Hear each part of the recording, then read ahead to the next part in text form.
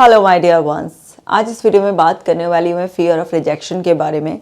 कैसे fear of rejection ने एक लड़के को बहुत सीवियर एंग्जाइटी का शिकार बना दिया। उसको कोई भी जॉब का इंटरव्यू देने में, किसी भी तरीके की अपॉर्चुनिटी उसके पास चल कर आए, उसे पहले से ही रिजेक्शन का फियर बहुत ज़्यादा सताने लगता था। किसी भी रिलेशनशिप में वो जाने की सोचता था तो एकदम से उसको बहुत ज़्यादा एंग्जाइटी होने लगती थी। उसको लगता था कि सामने वाला पर्सन तो मुझे रिजेक्ट कर ही देगा। इस तरह से उसकी स्ट्रगल हर दिन बढ़ती जा रही थी और वो बहुत ही ज़्यादा एंग्शियस रहता था। हार्ट बीट बढ़ी हुई रहती थी, हाथों में पसीना सा रहता था, नींद नहीं आती थी। पहले से ही वर्स्ट केस सिनेरियो उसका दिमाग इमेजिन कर लेता था और उसका दिमाग उसको यकीन दिला देता था कि तुमको यहाँ से रिजेक्शन ही मिलने वाला है। इतना उसकी मुश्किल हो गई थी। तो सोचिए, एक यंग लड़का जिसको अपनी रिलेशनशिप भी स्टार्ट करनी है, अपना करियर भी स्टार्ट करना है, उसको पूरी इतनी लंबी ज़िंदगी जीनी है और वो इतना सीवियर फियर ऑफ रिजेक्शन के साथ जी रहा है और कुछ भी ट्राई भी नहीं कर पा रहा है, तो उसकी लाइफ में कितना स्ट्रगल होगा। ये केवल उसकी प्रॉब्लम नहीं है, ये प्रॉब्लम बहुत लोगों की है, क्योंकि फियर ऑफ रिजेक्शन कहीं ना कहीं सब लोगों के अंदर थोड़ा बहुत होता है, लेकिन जब ये हावी हो जाता है तो बहुत ज़्यादा स्ट्रगल कर देता है। मैंने इस वीडियो में डिस्कस किया है कि उसके क्या कॉजेज़ होते हैं, उसके क्या सिम्टम्स रिफ्लेक्ट होते हैं और उसकी पूरी टेक्निक्स बताई हैं इसमें। सोल्यूशन ओरिएंटेड वीडियो है, तो लास्ट तक देखना है। चैनल पे आप नए हैं तो इसको सब्सक्राइब कर लीजिए और कमेंट करके मुझे ज़रूर बताइएगा कि इस वीडियो से आपने क्या सीखा। चलिए, अब हीलिंग जर्नी में आपको पता है कि आपको ब्रीदिंग एक्सरसाइज और मेडिटेशन तो करना ही है, तो आपको जल्दी से डाउनलोड कर लीजिए ताकि आप ब्रीदिंग एक्सरसाइज करें और मेडिटेशन करें आप, और बहुत जल्दी हील हो जाएं। Dear depression let's break up, जो कि एक मास्टरपीस है, उसे ज़रूर पढ़े और पढ़ाएं। तो चलिए अब सीखना शुरू करते हैं। कॉजेज समझ लेते हैं कि फियर ऑफ रिजेक्शन। अब इस फियर ऑफ रिजेक्शन की वजह से उस लड़के को क्या हो गया, बहुत ज़्यादा सीवियर एंग्जाइटी होती थी उसको, और एंग्जाइटी के फिजिकल सिम्टम्स भी थे उसको, और उसको बहुत ज़्यादा ओवर थिंकिंग होती थी। वर्स्ट केस सिनेरियोस पहले से ही अज्यूम करके वो कुछ ट्राई नहीं करता था। तो कैसे उसकी ऐसी हालत हुई, या किसी की भी हालत फियर ऑफ रिजेक्शन के क्या कारण होते हैं जिसके अंदर भी डेवलप हो गया। तो पास्ट रिजेक्शन, अगर कोई भी इस तरीके का रिजेक्शन आपको पहले मिला है तो इस वजह से भी आपका माइंड उसे एक थ्रेट की तरह परसीव कर लेता है और फिर बाद में आपको बार बार वो उस तरीके से अवेयर करने लग जाता है आपका माइंड। तो इस लड़के के केस में भी समझते हुए चलेंगे बीच बीच में। तो ये जो लड़का था, इसको जब ये छोटा था तो इसको ना ग्रुप में हमेशा रिजेक्शन मिलता था। जो बच्चों के साथ खेलने वाला होता था तो इसको कोई खिलाता नहीं था अपने साथ। इसको धक्का दे देते थे, जैसे बच्चों को थोड़ा पुश कर देते ना कि चल हट, तेरे साथ नहीं खेलेंगे हम। इस तरीके से इसको इसके पीयर से रिजेक्शन मिलता था, क्योंकि ये थोड़ा सा शाय था, थोड़ा सेंसिटिव बच्चा था, अपने लिए उतना स्टैंड नहीं लेता था, सीधा था। मतलब जब ये और बच्चों के साथ होता भी था तो इतना ज़्यादा जैसे होता ना एक चंचल बच्चे, वैसा नहीं था ये। तो इसको कोई भी इस तरीके से पुश करके तुझे नहीं खिलाएंगे, इस तरीके से इसको अपने पीयर से बहुत रिजेक्शन मिलता था। तो वो चीज़ छोटे बच्चों के लिए, क्योंकि बहुत इमोशनल होते हैं बच्चे, तो वहाँ पर इतना लॉजिकल रैशनल साइड से वो नहीं सोचते हैं, तो इसको वो बहुत लंबे समय तक इस तरीके से ग्रुप में, पीयर्स में इसको रिजेक्शन मिलता रहा। इसके स्कूल में कोई बच्चा इसको अपने साथ ज़्यादा खिलाता नहीं था। ये घर आके कंप्लेंट भी करता था, तब भी इसकी फीलिंग्स को वैलिडेट नहीं किया जाता था। तब भी उसकी मम्मी, कभी पापा ऐसे समझा देते थे, अच्छा वो नहीं खिलाते तो वो गंदे बच्चे हैं, तो किसी और के साथ खेल लिया कर, इस तरीके से ऐसे बोल देते थे। कभी इसके लिए ऐसा नहीं कि किसी बच्चे से बात करी हो, कोई स्टैंड लिया हो, कुछ भी, या इसको कोई समझाया हो, कुछ नहीं। तो इसको बहुत लंबे समय तक अपने पीयर से काफ़ी ऐसे रिजेक्शन मिला था। तो जब लंबे समय तक इस तरीके से कोई रिजेक्शन मिलता है आपको, तो अब आपका कॉन्शियस माइंड डिफ्रेंशिएट जो करता है, क्योंकि हमारे माइंड का जो कॉन्शियस पार्ट है वो डिफ्रेंशिएट करता है कि रिजेक्शन मुझे एज ए चाइल्ड बच्चों से अपने ग्रुप में मिला, या फिर इसका कोई कनेक्शन है भी जब मैं जॉब के लिए इंटरव्यू देने जाऊंगा या मैं रिलेशनशिप में जाऊंगा उससे, नहीं। तो ये एबिलिटी आपके कॉन्शियस माइंड के पास होती है। बट आपका सबकॉन्शियस माइंड, जिसके अंदर ये सारी की सारी मेमोरीज स्टोर होती हैं, जो इमोशंस के बेसिस पर ऑपरेट करता है, उसको इस स्टोरी के डिफरेंशिएशन का कुछ आइडिया नहीं होता है। तो वहाँ पर वो सब चीज़ें जो स्टोरेज होती है और ऑपरेट आप मोस्ट ऑफ द टाइम वहीं से हो रहे होते हैं, अंदर से वो चीज़ फीलिंग हो रही होती है बेस्ड अपॉन जो आपके एक्सपीरियंसेस स्टोर होते हैं। अब कॉन्शियसली आप बड़े भी हो रहे होते हैं तो आप डिफ्रेंशिएट कर भी पाते हैं, पता लगा भी पाते हैं आप कि भाई चलो, मैं जब छोटा था मेरे को बच्चे नहीं खिलाते थे, मुझे बहुत ज़्यादा रिजेक्शन मिला इस तरीके से, इसका मेरे जॉब इंटरव्यू से या मेरा किसी और क्लोज रिलेशनशिप में जाने से कोई ऐसा कनेक्शन नहीं है। बट वो जो अंदर से फियर आ रहा होता है और जो सिम्टम प्रोड्यूस हो रहे होते हैं, तो उससे जो आपकी कॉन्शियस विजडम होती है वो उस टाइम काम नहीं आती है, क्योंकि अंदर से आपके सबकॉन्शियस के पास जो अंदर स्टोरेज, जो मेमोरी एक्सपीरियंस है, उसने जो वहाँ पर पूरा लिम्बिक सिस्टम में जो कोऑर्डिनेट करता है वो आपके हिप्पोकैम्पस से और आपका अमिगडाला और वो सब एक्टिविटी जो एकदम से स्टार्ट होती है, तो उससे जो फिजिकल सिम्टम्स भी आते हैं उसके बेसिस पर जो कॉन्शियस अवेयरनेस समझ होती है वो काम नहीं आती और इंसान डरता ही है। तो उसके साथ ये था कि पास्ट इस केस में एक्सपीरियंसेस ऐसे थे जो पास्ट रिजेक्शन के थे। अगर आपको ये फियर है तो आप ही देखिए कि आपके पास कुछ इस तरीके की मेमोरीज़ हैं, कोई ऐसे एक्सपीरियंसेस हैं कि आपके पास, और लो सेल्फ इस्टीम। जैसे मैंने अभी बताया था कि ये बच्चा थोड़ा सा चुप था और थोड़ा सेंसिटिव ज़्यादा था, एकदम शाय सा था। इसको एक्चुअली कभी इसकी पेरेंटिंग में ऐसा कॉन्फिडेंस दिया नहीं गया जिससे कि इसकी सेल्फ इस्टीम ऑप्टिमम लेवल पर होती है ना, एक कॉन्फिडेंस डेवलप नहीं हो पाया। तो ये बच्चा पहले से ही अपने बारे में इन्फीरियर फील करता था। इसको बहुत सारे इश्यूज़ थे कि मेरी पर्सनैलिटी अच्छी नहीं है, कोई मुझे साथ खिलाता इसलिए नहीं है, या मेरे को इसलिए कोई वैल्यू नहीं करता। तो अपने बहुत सारे उसके लेकर नेगेटिव बिलीफ थे। सेल्फ क्रिटिकल बहुत ज़्यादा था ये, तो इसको कॉन्फिडेंस नहीं था बिल्कुल भी, ये अपने आप को वैल्यूएबल नहीं मानता था। तो इसके बहुत सारे नेगेटिव कोर बिलीफ्स थे। तो यहाँ पर जो आपकी लो सेल्फ इस्टीम होगी ना, यहाँ पर आपका नेगेटिव जो आपके बिलीफ होंगे ना, नेगेटिव सेल्फ बिलीफ आपके बहुत ज़्यादा होंगे जो आपको लिमिट करेंगे। तो इस वजह से भी आपको फियर ऑफ रिजेक्शन लगेगा, क्योंकि जब वो कॉन्फिडेंस ही आप गेन नहीं कर पाएंगे, आपकी खुद की इमेज ही आपकी नज़रों में छोटी होगी, तो आपको हमेशा सामने वाला बहुत बड़ा ही नज़र आएगा और आपको ये रहेगा कि वो किसी न किसी बेसिस पर आपको रिजेक्ट कर देगा। और क्या कारण होते हैं? परफेक्शनिज्म। तो कई बार ना किसी इंसान में बहुत ज़्यादा परफेक्शन की वो होती है कि उसको ये रहता है कि हाँ सब चीज़ होनी चाहिए, बिल्कुल परफेक्शन होनी चाहिए। तो ऐसे लोगों को भी फियर ऑफ रिजेक्शन होता है। अब इस लड़के के केस में इसको परफेक्शनिज्म वाला नहीं था, लेकिन कुछ लोगों को होता है ऐसे, और उस वजह से भी एक फियर ऑफ रिजेक्शन रहता है कि हर चीज़ को बिल्कुल एकदम परफेक्ट करनी है, टिप टॉप करनी है। क्योंकि उनको जो परफेक्शनिज्म डेवलप भी होता है वो इस वजह से ही डेवलप होता है कि कहीं कोई उनको रिजेक्ट ना कर दे। और ये कहिए कि जो परफेक्शनिज्म की एक हैबिट बन जाती है, मान लीजिए किसी बच्चे को शुरू से ही हर चीज़ परफेक्ट करने के लिए एकदम से डिसिप्लिन किया गया, मोटिवेट किया गया है, या उसको क्रिटिसाइज़ किया गया, उसको परफेक्शन से इतनी करने की आदत हो जाती है, वो इतना हैबिचुअल हो जाता है, फिर उसके अंदर ये डेवलप हो गया। तो या तो पहले उसके अंदर फियर था किसी और एक्सपीरियंस के बेस पर, तब वो परफेक्शनिस्ट की तरफ और चला गया और फियर बढ़ता जा रहा है, या उसको धीरे धीरे परफेक्शंस बना दिया गया और अब उसके अंदर फियर ऑफ रिजेक्शन डेवलप हो गया। किसी भी तरीके से ऐसा हो सकता है, ये भी एक कॉज होता है। अटैचमेंट इश्यूज़, तो इस लड़के के रेफरेंस में बात करें तो यहाँ पर इसका ना एंक्शियस अटैचमेंट स्टाइल था। इसको हर समय ना एक फियर ऑफ रिजेक्शन शुरू से ही था, क्योंकि कभी भी इसके पेरेंट्स ने भी इसकी फीलिंग्स को वैलिडेट नहीं किया। कभी वो इमोशनली अवेलेबल होते थे, कभी वो इमोशनली अवेलेबल नहीं होते थे। तो बहुत कुछ अच्छा इसका चाइल्डहुड नहीं रहा, पेरेंट्स की तरफ से इसको वार्निंग नहीं मिली। मैंने अटैचमेंट स्टाइल पर पहले से ही एक वीडियो बनाया हुआ है, अगर आपने वो नहीं देखा है तो उसको प्लीज़ देख लीजिएगा, और मैं इसका लिंक भी लगवा दूँगी।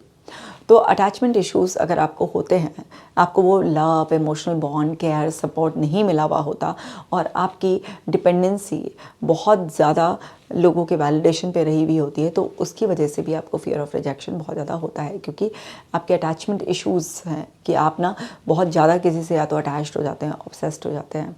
आपको ऐसा लगता है कि नहीं, अगर मैं ज़्यादा इधर अटैच हो गया तो कहीं ऐसा ना हो कि सामने वाला मुझसे ऊबने लग जाए, मुझे रिजेक्ट कर दे। तो कई बार हमारे खुद के अटैचमेंट इश्यूज़ भी इस तरीके के होते हैं जिसकी वजह से हमें फियर ऑफ रिजेक्शन लगा रहता है। उसके पीछे की लेयर्स तो बहुत सारी होती है, उसमें सेल्फ वर्थ लो होना इंसान का, या उसके कुछ बुरे एक्सपीरियंसेस कंट्रीब्यूट कर रहे होते हैं। तो लेकिन अटैचमेंट इश्यूज़ भी इस तरीके के होते हैं। तो डिफरेंट अटैचमेंट स्टाइल्स होते हैं, उस पर मैंने ऑलरेडी वीडियो बनाया हुआ है, तो रिपीट करने का कोई फ़ायदा नहीं है। और है सोशल एंग्जाइटी। अगर आपको किसी भी वजह से पहले से एक सोशल एंग्जाइटी है तो वो भी फियर ऑफ रिजेक्शन में स्पेसिफिकली कन्वर्ट हो सकती है आपकी। सोशल एंग्जाइटी पर भी मैंने बहुत सारी वीडियोस बनाई हुई हैं कि क्या कॉजेज़ होते हैं, उसके क्या सिम्टम्स होते हैं, कैसे उससे कोप अप कर सकते हैं। उस वीडियोस का भी रेफरेंस ले लीजिएगा, मैं उसका भी लिंक लगवा दूँगी। तो किसी भी पर्सन को अगर नए लोगों से मिलने में पहले से ही एक दिक्कत होती है, कोई किसी का ख़राब एक्सपीरियंस रहा, या उसके पीछे भी, सोशल एंग्जाइटी के पीछे भी ये सारी लेयर्स होती हैं कि अगर किसी की खुद की इमेज ही बहुत, सेल्फ इमेज ही बहुत पुअर है, तो वो सब चीज़ें भी क्या होती हैं कि सोशल एंग्जाइटी अगर ऑलरेडी है आपके अंदर, तो तब आपको फियर ऑफ रिजेक्शन और ज़्यादा होगा, क्योंकि लोगों को फेस करने का पहले से ही आपके अंदर वो गट्स डेवलप नहीं हो पाए हैं। तो ये क्या है, कुछ उसके कॉजेज़ होते हैं। और अब साइंस क्या है वो फियर ऑफ रिजेक्शन के, तो देखिए, अवॉइडेंस, अगर आप अवॉइड कर रहे हैं किसी भी पर्सन को, किसी भी अपॉर्चुनिटी को अगर आप अवॉइड कर रहे हैं, तो इसका मतलब है कि आपको फियर ऑफ रिजेक्शन है। पीपल प्लीजिंग, आप बहुत ज़्यादा लोगों को प्लीज़ करने लग जाते हैं, मतलब आप बिल्कुल पैसिव जोन में चले जाते हैं और सामने वाले को ज़रूरत से ज़्यादा इंपॉर्टेंस दे रहे हैं, उसको खुश करने के लिए बहुत सारी ऐसी चीज़ें करें जो आप नॉर्मली नहीं करते। अगर आप में ज़्यादा पीपल प्लीजिंग एटीट्यूड है, अननेसेसरी दूसरों को प्रेज़ करना है ना, दूसरों के काम भाग भाग के करना इस तरीके का, तो समझ जाइए कि कहीं ना कहीं आपके अंदर कुछ फियर ऑफ रिजेक्शन ऐसा है कि कहीं ऐसा ना हो कि सामने वाला आपको वैल्यू ना करे और आपको रिजेक्ट कर दे। और है ओवर थिंकिंग, अगर आप बहुत ज़्यादा ओवर थिंकिंग करते हैं किसी भी मैटर के बारे में, तो आप उसमें फियर ऑफ रिजेक्शन होता ही है कहीं ना कहीं। तो आप ये देखिए कि आपको कौन कौन से साइंस मिलते हैं और उसके क्या कॉजेज हैं, साथ के साथ ये भी वर्किंग करते चलो। लो कॉन्फिडेंस, आपका कॉन्फिडेंस हमेशा लो रहेगा क्योंकि आप डर के साए में रहेंगे ना, तो डर के साए में अब अगर फियर ज़्यादा बड़ा होगा तो कॉन्फिडेंस लो होगा, जैसे जैसे आपका कॉन्फिडेंस बढ़ता है वैसे वैसे फियर कम हो जाता है। अब फियर बढ़ा हुआ है, आपको फियर ऑफ रिजेक्शन है, तो डेफिनेटली कॉन्फिडेंस लो है। और आइसोलेशन, आप ना बिल्कुल अपने आप को आइसोलेट करके रखते हैं, सबसे बिल्कुल अलग थलग रखते हैं क्योंकि आपको डर है कि लोगों से आप मिक्सअप होंगे, किसी से अपने आइडियाज़ शेयर करेंगे तो कोई उनको डिस्कार्ड कर देगा, आपको बिल्कुल रिजेक्ट कर देगा। तो इसलिए आइसोलेशन भी एक इसका साइन होता है। तो ये कुछ कॉमन साइंस देखे गए हैं जिसमें पर्सन्स को आइडेंटिफाई किया जा सकता है कि इस पर्सन को ऐसे फियर ऑफ रिजेक्शन है। बाकी तो भाई देखो, हर इंसान ना जब भी कुछ इस तरीके के साइंस होंगे तो उसके साथ कुछ सोमैटिक सिम्टम्स यानी कि बॉडी पर सिम्टम्स भी फील करेगा, है ना। अब इसी में ही सबके सब सिम्टम्स ही बहुत ज़्यादा वैरी कर सकते हैं। कोई किसी पर्टिकुलर पर्सन को ही प्लीज़ करेगा, कोई जनरलाइज्ड लोगों को प्लीज़ करने लगेगा, मतलब उसकी सभी के लिए ऐसी आदत बन जाएगी। और कोई ऐसा है कि जहाँ पर उसको फियर ऑफ रिजेक्शन है तो वहाँ पर ही कुछ लोगों को बहुत ज़्यादा पीपल प्लीजिंग करेगा। तो सबके थोड़े बहुत वैरी कर सकते हैं, बट मोटा मोटी तौर पर ये ऐसे ही नज़र आते हैं। अब मैं ये बताऊं कि कैसे ओवरकम करते हैं, तो ज़रा थोड़ा सा वही जो केस में डिस्कस करी थी उसको और समझ लेते हैं। तो उसको काफ़ी दिक्कत थी क्योंकि उसको चाइल्डहुड में भी वो लव अफेक्शन, वो बॉन्डिंग, वो अटेंशन, वो सब नहीं मिला था। और पीयर्स का भी मैंने एक्सपीरियंस बताया उसको, ये सब। अब वो ये सारे मिक्स एक्सपीरियंस के साथ अपनी लो सेल्फ स्टीम के साथ बड़ा हो रहा था। उसके पास कुछ इस तरीके की मेमोरीज थी जो उसको यही गाइड करती थी, तेरे को कोई वैल्यू नहीं करेगा, तेरे को तो रिजेक्ट कर दिया जाएगा। तो यहाँ पे जो उसकी शुरुआत हुई वो हुई कि वो 12th क्लास में जब पढ़ता था तो उसको एक लड़की पसंद आई। अब वो एज ही ऐसी होती है कि थोड़ा सा आपको नेचुरली अंदर से अट्रैक्शन फील हो रहा है, लेकिन वो फियर बहुत ज़्यादा फील हो रहा है। तो वो कभी हिम्मत नहीं जुटा पाया कि उस लड़की से जाकर बताने की कि मैं तुमसे फ्रेंडशिप करना चाहता हूँ या तुमको लाइक करता हूँ। अंदर अंदर घुटता रहता था बहुत ज़्यादा। उसको ना उस चीज़ की फैंटेसी भी होने लगी उस लड़की को लेकर। अपनी फैंटेसी में बहुत ओवरथिंक करता रहता था उसको लेकर, और कई बार वो फैंटेसी ऐसे भी क्रिएट करता था कि वो हिम्मत कर रहा है, जा रहा है, बोल रहा है उससे, लेकिन एक्चुअल में उसका फियर इतना बड़ा था कि वो कभी ऐसा स्टेप ले नहीं पाया। तो जब वो लड़की से कुछ कह नहीं पाया और कुछ टाइम के बाद उसने देखा कि उस लड़की की फ्रेंडशिप किसी और लड़के से हो गई, तो वो उसके लिए बहुत ज़्यादा हार्ट ब्रेकिंग था और उसको पहला झटका तभी लगा। और फिर उसकी वजह से उसको बहुत ज़्यादा एंग्जाइटी रहने लगी, रात को नींद नहीं रहने लगी, वो अपने आप को कोसता था। उसने बोला मैं अपने आप को थप्पड़ भी मारता हूँ और गालियाँ भी देता हूँ कि तू ऐसा है, तू वैसा है। इस तरीके से मैं अपने आप को बहुत ज़्यादा टफ़ हैंडलिंग करता हूँ। मैं समझ नहीं पा रहा कि मैं आखिर क्यों नहीं कह पाया, इतनी छोटी सी बात भी मैं क्यों नहीं कह पाया। अब उसकी फ्रेंडशिप किसी और से हो गई, मेरे हाथ से निकल गई, और उसको बड़ा उस बात का रिग्रेट और ये सब चीज़ें उसको फील हो रही थी। कोई बात नहीं, अब जो हो गया सो हो गया। अब ये हुआ कि चलो भाई ग्रेजुएशन करते हैं। तो ग्रेजुएशन में भी क्या है कि स्कूल में भी कम ही जाता था, लेकिन जब कॉलेज में हुआ तो थोड़ा सा और कम जाना शुरू किया, क्योंकि धीरे धीरे उसको लोगों से मिलने में और सब में बहुत वो रहता था। किसी से मिलता था तो बिल्कुल थोड़ा दबा दबा सा, ऐसे प्लीजिंग वे में, क्योंकि उसको पहले से एक फ़ियर था कि कहीं ऐसा ना हो मेरे पीयर्स मुझे रिजेक्ट कर दें। वो समझ नहीं पा रहा था कि इतना बड़ा होने के बाद भी ऐसा क्यों हो रहा है, लेकिन उसको बाद में जब मैंने समझाया तो तब उसको समझ में आया कि उसको बचपन में पीयर से बहुत रिजेक्शन मिला है, इसलिए उसको ये ऐसा लगता है। तो वो किसी से इतना मिक्सअप नहीं हो पाता था, तो वो कम जाता था, एक दो लिमिटेड लोगों से ही थोड़ा कंफर्टेबली वो बात कर पाता था। तो कॉलेज में भी कम जाना, जैसे तैसे अपनी पढ़ाई पूरी कर ली उसने। उसके बाद ये हुआ कि भाई चलो अब तुम जॉब वॉब देखो, अपना तुमने अपना ग्रेजुएट हो गए हो। तो ग्रेजुएट हो गया वो, लेकिन उसको कोई कॉन्फिडेंस डेवलप नहीं हुआ, क्योंकि उसको लगा कि मैंने बीटेक कैसे कर लिया, बस एडमिशन हो गया था मेरा, घर वालों ने करा दिया था तो मैंने बीटेक कर लिया, बट मुझे आता वाता कुछ है नहीं उसमें। तो उसको कॉन्फिडेंस भी नहीं था कि उसको कुछ जॉब मिलेगी, और पहले से इतने सारे फियर्स और एक्सपीरियंसेस कैरी किए हुए था, तो उसको वहाँ पर भी डर हुआ। कॉलेज कैंपस से तो उसका सिलेक्शन हुआ ही नहीं, और बाकी वो ट्राई करता था, क्योंकि वो इंटरव्यू जैसे ही देने के लिए कोशिश करता था तो कुछ तो बिल्कुल मिस कर देता जहाँ उसको लगता था मेरे हाथ की बात की बाहर है, और कहीं पर जो देता भी था तो वो इतना एंग्शियस हो जाता था, इतना नर्वस हो जाता था कि वो उसको अच्छे से नहीं दे पाता था, उसका सिलेक्शन नहीं हो पा रहा था। तो बीटेक कर कर भी वो ऐसे ही जॉबलेस ही घूम रहा था। घर वालों का भी बहुत ज़्यादा प्रेशर था और वो अपनी इस स्ट्रगल से बहुत ज़्यादा परेशान था, समझ नहीं पा रहा था कि एक्चुअल में क्या हो रहा है। अभी भी उसको एक दो लड़की अच्छी लगती थी, लेकिन वो हिम्मत ही नहीं कर पाता था कि वो जाकर ढंग से कुछ बात करे या एक्सप्रेस कर सके। और जब आपकी खुद की बॉडी लैंग्वेज ऐसी होती है और आप इतना परेशान होते हैं तो सामने वाला भी आपको कोई बहुत अच्छी तरह से ट्रीट नहीं करता। तो इसी तरीके से उसकी उथल पुथल वाली ज़िंदगी चल रही थी। जब उसको परेशानी ज़्यादा बढ़ने लग गई और उसको बिल्कुल ही डर लगने लग गया कि वो घर में आए हुए दो लोगों के सामने भी ढंग से बोलने के लिए तैयार नहीं है, वो कहीं पर भी कुछ भी सोचे भी ना कि मुझे जाकर किसी के सामने इंटरव्यू देना पड़ेगा, उसके लिए भी तैयार नहीं है। वो किसी से भी बात करने के लिए तैयार नहीं है। जब उसका इस तरीके से हाल होने लगा, लोगों के बीच में आते ही उसको हाथों में पसीने रहने लग गए, हार्ट बीट बढ़ जाती थी उसको, यही सब सोचते सोचते उसको रात को नींद नहीं आती थी। जब परेशानी ज़्यादा बढ़ गई तो एक दिन बहुत रोया और अपने पेरेंट्स को बताया कि मेरे साथ बहुत लंबे समय से ऐसा हो रहा है। खूब गुस्सा किया कि कभी मुझ पे ध्यान नहीं दिया, मैं आता था जब छोटा था तब भी ऐसा नहीं हुआ। और ये सब बातें मुझे समझ में आई क्योंकि मैंने वीडियोस देखी और ये वो सब उसने पूरा जितना उसके अंदर भरा हुआ था उसने सब चीख चिल्ला कर रोकर अपने माँ बाप के सामने पूरा वो कर दिया। और आपने भी पहली बार ही देखा था अपने लड़के का ये रूप, तो वो भी थोड़ा सा डर गए कि इसको क्या हो गया, कभी तो ऐसा कहा नहीं। फिर उन्होंने बोला कि कहाँ देखा तूने, क्या देखा? तो बैठकर पूरे घर ने मेरी वीडियोस देखी कि इस तरीके से प्रॉब्लम आती है, उसमें चाइल्डहुड का कंट्रीब्यूशन होता है, ये वो उनको समझ में आया। फिर जाकर उनको सच में समझ में आया कि हमारे बेटे के साथ कुछ तो स्ट्रगल चल रही है और ये परेशान है और ऐसे ऐसे हमसे भी गलती हो गई, हमने भी इसको निगलेक्ट किया, कभी इसके इमोशंस को वैलिडेट नहीं किया। तो पेरेंट्स ने इस बात को अंडरस्टैंड किया और फिर वो मेरे पास उसको लेकर आए कि मैडम अब हमें समझ में आ गया कि हमसे गलती तो हो गई है अब, लेकिन इसको सुधारिए आप। तो फिर वही सब चीज़ें पूरी जर्नी, उसको बहुत सारी चीज़ें उसके अंदर जो अंदर भरा हुआ था, उसके अंदर मेमोरीज जो उसके अंदर के पास्ट एक्सपीरियंसेस थे वो सब रिलीज़ कराएं एंड प्लस उसको बहुत सारी चीज़ें सिखाएं। तो अब आप घर बैठे ही, अगर आप ट्रीटमेंट नहीं करा सकते अपना किसी से भी और आप घर बैठे ही ठीक होना चाहते हैं तो आप घर पर भी इस फियर से ओवरकम कर सकते हैं। क्या करना है चलिए अब मैं बताती हूँ। वो तो ठीक हो गया, अब तो वो बिल्कुल नॉर्मल अच्छी तरीके से लाइफ जी रहा है, उसके पसीने आने भी बंद हो गए, हार्ट बीट भी जो बढ़ जाती थी वो सब भी बंद हो गई है, वो डर सब चीज़ें चली गई हैं। अब वो 2 लोगों के, 4 लोगों के, 40 लोगों के सामने आराम से बोल लेता है, कुछ नहीं है। अच्छी तरीके से इंटरव्यूज़ भी उसने अच्छी तरीके से फेस किए हैं, अभी उसकी जॉब भी लग गई है, थोड़ा और बेटर जॉब के लिए भी ट्राई कर रहा है इस तरीके से। तो वो तो बिल्कुल अपनी नॉर्मल लाइफ में वापस लौट गया है। अब आपकी बारी है, तो समझो कैसे घर बैठे अपनी इस प्रॉब्लम से दूर रखना है। Shift your mindset. सबसे पहले भाई अपना माइंडसेट आपको शिफ्ट करना पड़ेगा। माइंडसेट तो ऑल सेट, माइंड सेट नहीं है तो कुछ भी सेट नहीं होगा। अब माइंड सेट कैसे करें? सबसे पहले माइंड सेट करो, रिस्पॉन्सिबिलिटी लो कि मुझे अपनी ज़िंदगी सुधारनी है। ब्लेम मत करो, जो हो गया सो हो गया। ये चाइल्डहुड हिस्ट्री इसलिए समझना बहुत ज़रूरी था ताकि आपको पता चले कि मेरे साथ जो आज हो रहा है उसके लिंक्स पीछे हैं और उनके लिंक्स को ब्रेक करना बहुत ज़्यादा ज़रूरी है। जो अंदर इश्यूज़ पड़े हुए हैं, जो आपने दबा रखे हैं, उनको रिलीज़ कराना बहुत ज़्यादा ज़रूरी है।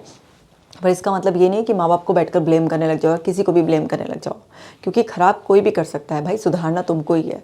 तो इसलिए अपना माइंडसेट ऐसा बनाओ कि मुझे ब्लेम गेम नहीं खेलना है, मुझे रिस्पॉन्सिबिलिटी लेनी है। तो ब्लेम नहीं करके ना खुद को ब्लेम करो ना दूसरे को ब्लेम करो, रिस्पॉन्सिबिलिटी लो। अब रिस्पॉन्सिबिलिटी ले लो और एक्सेप्ट कर लो कि हाँ मेरे साथ अभी ये सब हो रहा है, पर ये ज़्यादा दिन तक नहीं चलेगा अब, क्योंकि ये मेरी अवेयरनेस में आ गया, मैंने एक्सेप्ट कर लिया और मैं एक्शन लेने के लिए तैयार हूँ। तो यहाँ पर ये ट्रिपल ए मैजिक कि आपने पहले एक्सेप्ट कर लिया, फिर आपने यहाँ पर पहले आपने अवेयरनेस आई, फिर आपने एक्सेप्ट किया और फिर अब आप एक्शन लेंगे। तो ये ट्रिपल ए है, ठीक है। तो पहला ये है आपका अवेयरनेस के लिए, दूसरा है एक्सेप्टेंस के लिए और तीसरा ये है आपका एक्शन के लिए। तो यहाँ पर नो ब्लेम गेम, कोई ब्लेम गेम नहीं है, ठीक है ना, ना खुद पर ना किसी और पर। तो आपको ब्लेम नहीं करना है।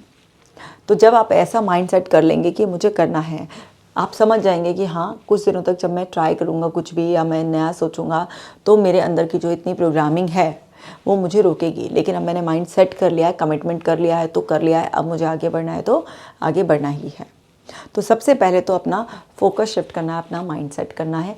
आप प्रॉब्लम पर फोकस करने के बजाय आप सॉल्यूशंस पर फोकस करो, और सॉल्यूशन पर भी फोकस आपको पेशेंस के साथ करना है और कंसिस्टेंसी से एफर्ट्स डालने हैं, तब जाकर रीप्रोग्रामिंग होगी। क्योंकि आपका बॉडी माइंड पूरा डीपली कंडीशन हो चुका है, क्योंकि आप काफ़ी सालों तक एक उस जोन में रहे हैं। तो इसलिए आपको टाइम लगेगा ये सब अवेयरनेस के साथ माइंड सेट करना है। और डिसेंसिटाइजेशन, ये एक थेरेपेटिक अप्रोच होती है जिसमें कि ग्रेजुअली धीरे धीरे धीरे धीरे आपके फियर को आपको एड्रेस करना है।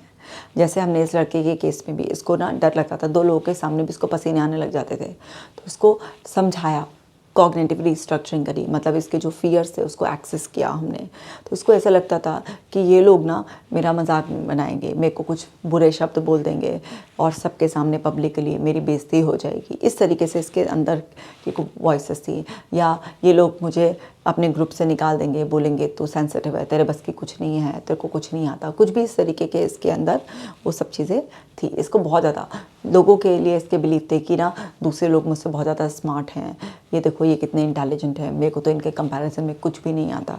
तो अपने लिए जो था इसका बिलीफ, जो परसेप्शन बना हुआ था, वो बहुत ज़्यादा पुअर नेगेटिव था, और दूसरों के ये बहुत सुपीरियर समझता था।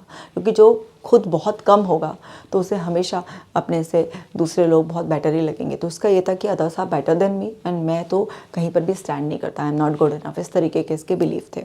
तो ये उन सब की वजह से किसी के भी सामने बात नहीं कर पाता था, किसी से भी कोई हाय हेलो हंसी मजाक नहीं। और कभी बहुत मजबूरी में भी आती थी तो बहुत घबराते घबराते से 2-4 मिनट जैसे ज़बरदस्ती घेर लिया हो किसी ने, ऐसे बात करता था, और फिर वहाँ से जितना जल्दी हो भाग लो वहाँ से, ऐसा। तो उसको धीरे धीरे माइंड सेट करके, इसके बिलीफ को डिस्प्यूट करके इसको समझाएगा कि अब आपको ग्रेजुअल एक्सपोजर करना है। सबसे पहले हमने मिरर की प्रैक्टिस कराई, क्योंकि डिसेंसिटाइजेशन का मतलब ये होता है स्टेप बाय स्टेप ग्रेजुअल। तो इसमें क्या करना है, आपको पहले एक ना जो आपके फियर ट्रिगर्स हैं उसकी एक लिस्ट बनानी होती है, और फिर धीरे धीरे ग्रेजुअली उनको फेस करना सिखाया जाता है। जैसे इसके केस में हमने ना ऐसे मिरर के सामने खड़े होकर कि ऐसे प्रिटेंड करो कि ना अब आपके सामने 4-5 लोग बैठे हुए हैं और आप उनके सामने पूरा कॉन्फिडेंटली बात कर रहे हो, अपनी बात को कह रहे हो। तो मिरर प्रैक्टिस कराई गई इसको। फिर इसको विजुअलाइजेशन प्रैक्टिस, आंखें बंद कर कर इस तरीके से कराई गई। फिर ब्लाइंड फोल्ड के साथ प्रैक्टिस कराई गई कि अपनी आंखें बंद कर लो और घर के जो तुम्हारे घर में 3 मेंबर और हैं तुम्हारे अलावा, उनको बैठाओ और उनके सामने कुछ बात करो। अब शुरू में बहुत हेजिटेट कर रहा था, लेकिन क्योंकि पेरेंट्स भी सपोर्टिव थे तो पेरेंट्स ने भी बोला कि नहीं, इसमें कुछ ऐसी बात नहीं है, हम में से कोई भी कुछ भी नहीं कहेगा, मजाक नहीं उड़ाएगा, जो गलती हो गई सो हो गई, अब हम पूरा सपोर्ट करेंगे। तो फिर ब्लाइंड फोल्ड हटा दी। फिर वो अपने घर के 3 लोगों के सामने बात करने लग गया। फिर वो 3 लोगों के से अड़ोस पड़ोस में जो लोग थे, तो कभी कोई आंटी आती तो उनके साथ बैठकर बात करना। इस तरीके से ग्रेजुअली धीरे धीरे उसके चैलेंज का लेवल बढ़ाते गए, और उसको लोगों के बीच में फैमिलियर कैसे फील करना है, कैसे कॉन्फिडेंट फील करना है, अपनी बात कैसे करनी है, वो सब चीज़ें करता गया। तो आप भी इसी तरीके से कर सकते हैं। अगर आपको ये लगेगा मुश्किल है तो आप मुझे कमेंट सेक्शन में बता देना, मैं एक्सक्लूसिवली केवल पॉइंट नंबर 2 पर एक वीडियो बना दूँगी, क्योंकि ये हर तरीके के फियर को फेस करने में बहुत ज़्यादा हेल्पफुल थेरेपी है। और है चैलेंज नेगेटिव थॉट्स। तो चैलेंज करने होते हैं नेगेटिव थॉट, जो भी नेगेटिव थॉट आते हैं। तो जैसे इसके साथ हुआ कि हमने इसको इस तरीके से सिस्टमेटिकली एक्सपोजर करा, तो इसको ना नेगेटिव थॉट आते थे कि नहीं, वो उस दिन पड़ोस की आंटी आई थी ना और मैं उनके सामने गया था, मैंने उनको चाय ऑफ़र करी थी, तो वो आंटी जो हंसकर बोल रही थी ना, वो सरकास्टिकली मुझे ही ताना सुना रही थी। अब वो इसका दिमाग इसको मिसगाइड कर रहा है, उसको इस तरीके के नेगेटिव थॉट्स आ रहे हैं। अब ये जर्नी को बहुत स्लो कर देते हैं। तो जो भी इस तरीके के नेगेटिव थॉट्स आते हैं, हम बोलते हैं चैलेंज करो इनको कि क्या एविडेंस है। कहीं ऐसा तो नहीं है कि तुम ब्लैक एंड वाइट थिंकिंग में जा रहे हो, कहीं ऐसा तो नहीं है कि कोई चीज़ जनरलाइज करने की कोशिश कर रहे हो या पर्सनल मीनिंग क्रिएट कर रहे हो आप। तो आप रियलिस्टिक सोच रहे हो या नहीं सोच रहे हो। तो इस तरीके से बहुत सारे पैरामीटर्स होते हैं जिस पे हम कहते हैं अपने थॉट को चैलेंज करो, भाई देखो। क्योंकि जब तक आप थॉट को चैलेंज नहीं करोगे, आप अंधभक्त बन जाओगे, थॉट की बात को मानते रहोगे, तो वो थॉट तो आपका दिमाग ख़राब करती ही रहेगी। तो आपको ऐसा करने से बचना है। और सेल्फ कंपैशन, भाई अपने साथ कंपैशन, दयालुता का, प्यार का, मोहब्बत करो खुद से। इतना एक्सपेक्ट मत करो कि एक ही दिन में आप बिल्कुल कंप्लीटली ट्रांसफॉर्म हो जाओगे। थोड़ा पेशेंस रखो, प्यार से ट्रीट करो। जितना अच्छा किया उसके लिए अपने आप को अप्रिशिएट करो। ये नहीं है कि अपने आप को क्रिटिकल, सेल्फ क्रिटिकल इतना हो जाते हैं लोग, अपने वो क्रिटिकल वॉइस से अपने आप को बार बार हर्ट करते रहते हैं। बोलते हैं कि कोई बात नहीं, किसी से भी ऐसी गलती हो जाती है। और प्लस आप कितने भी अच्छे हो, कितने भी वैल्यूएबल हो, अगर किसी को आपको रिजेक्ट करना होगा तो वो कर ही देगा, क्योंकि सबका अपना अपना एक क्राइटेरिया होता है। अब हर एक के क्राइटेरिया में तो आप फिट नहीं हो सकते हो, लेकिन जिस चीज़ को आप रिजेक्ट करते हो या जिस पर्सन को ऐसे रिजेक्ट करते हो, लेकिन आप वही देखो कि कोई और पर्सन है उसकी खूब वैल्यू करता है।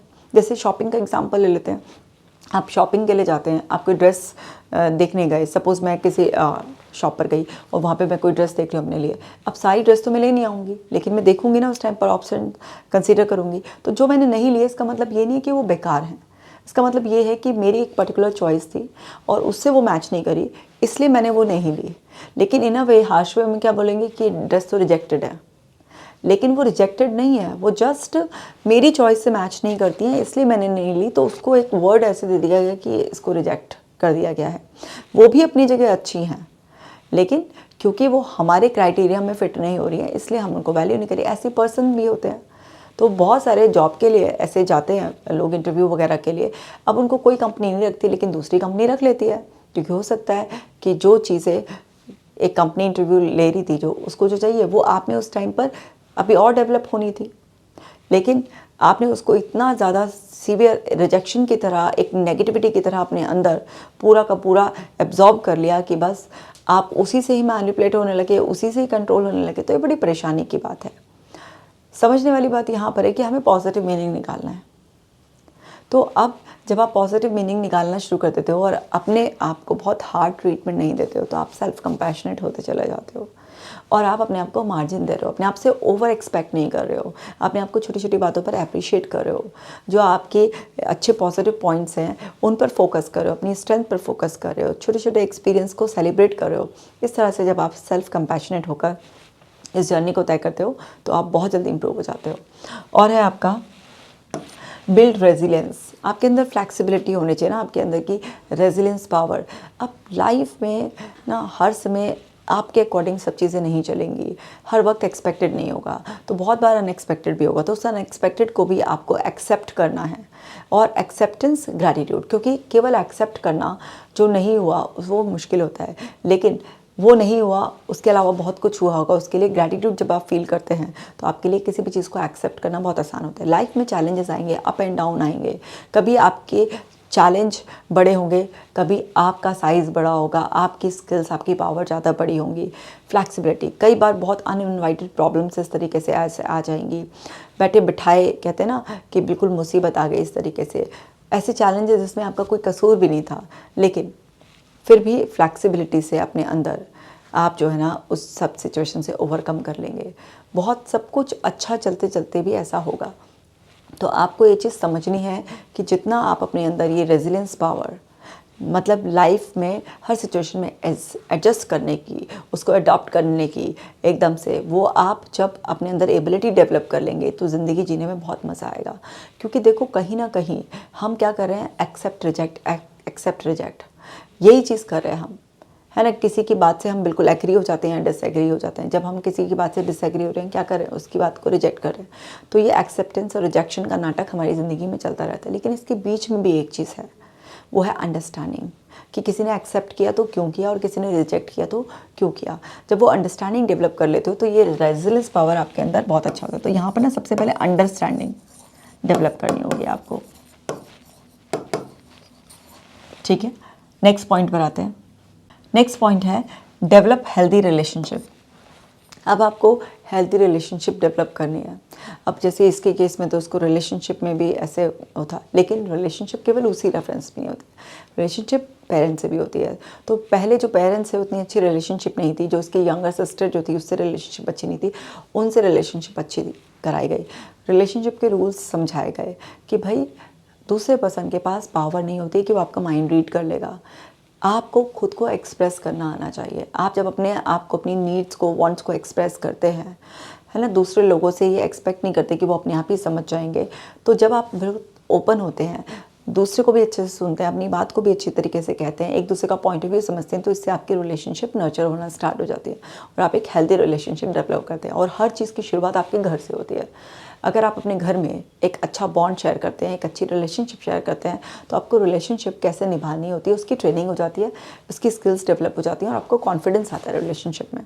तो घर से शुरुआत की गई, जो रिलेशनशिप इतनी स्ट्रांग नहीं थी उनको स्ट्रांग कराया गया, फिर धीरे धीरे धीरे धीरे क्योंकि ट्रेनिंग चली रही थी सब चीज़ों की। अभी तो मैं आपको घर पे बैठे हुए आप कैसे कर सकते हैं अपनी मदद वो बता रही हूँ, लेकिन जब हमने इसके साथ पर्सनल सेशंस किए तो वो तो बहुत ही कस्टमाइज और स्पेशल बिल्कुल टेलर मेड सेशंस होते हैं। तो उसको जब बताया गया तो उसको हिम्मत आई और उसको फिर टास्क दिए गए सोशल एक्सपोजर कि भाई देखो, अगर तुमको कोई अच्छी लड़की लग रही है तो उसे फ्रेंडशिप के लिए आप अच्छे से बात कर सकते हो, तो आप जाओ हाय हेलो करो। उसको पूरा इस तरीके से सिखाया गया और फिर जब उसने धीरे धीरे अपनी हेजिटेशन को रिमूव करते हुए और वो इम्प्रूव हो रहा था तो लोगों से हाय हेलो करना शुरू किया, बातचीत करनी शुरू की। उसमें लड़के भी थे, लड़की भी थी, इस तरीके से तो उसका कॉन्फिडेंस बढ़ता चला गया और धीरे धीरे उसकी फ्रेंडशिप एक लड़की से जो उसको अच्छी लगती थी उससे भी हो गई।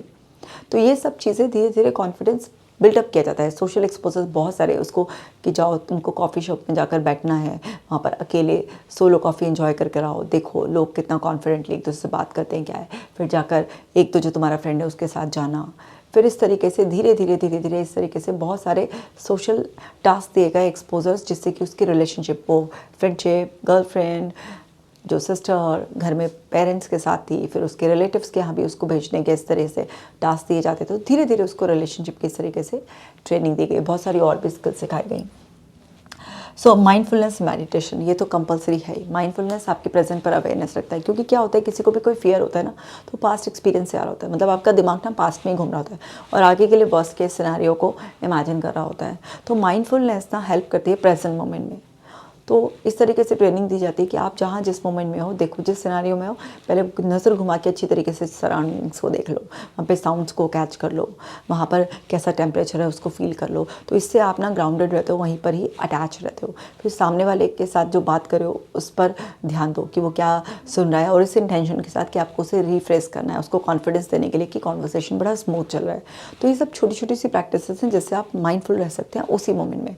खाना खा रहे हो तो भी माइंडफुल हो, जो कर रहे हो उस टाइम पर माइंडफुल हो। धीरे धीरे अपने ब्रेन को ट्रेनिंग दे दो प्रेजेंट मोमेंट में रहने की। तो जब ब्रेन प्रेजेंट मोमेंट में रहेगा और आप लोगों के एक्सप्रेशंस को, उनके बिहेवियर को बहुत अच्छी तरीके से देखोगे, सराउंडिंग्स के लिए माइंडफुल रहोगे, तो आपका माइंड ना प्रेजेंट में कॉन्फिडेंट फील करेगा।